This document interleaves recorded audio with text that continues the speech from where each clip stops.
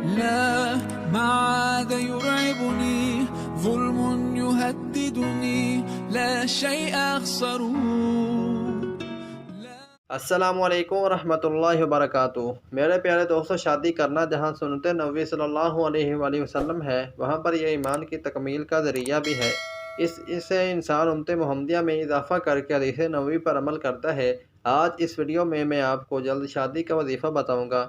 وہ لڑکیاں یا وہ عورتیں جن کی شادی جلد نہیں ہوتی، ان کو چاہیے کہ پابندی نماز کے ساتھ یہ دو اسم یا ذل جلالہ والاکرام یا ذل جلالہ والاکرام 312 مرتبہ بعد نماز عصر روزانہ پڑھیں.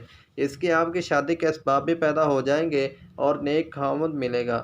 پیارے دوستو، جتنے بھی دنیا جہاں میں وظائف ہیں، اگر ان وظائف کا ورد کرنے کے دوران یا ان کے بعد اگر آپ پابندی نماز نہیں کرتے اور اپنے فرائض کو سر انجام نہیں دیتے تو ان وظائف کا آپ روحانی فوائد حاصل نہیں کر سکتے.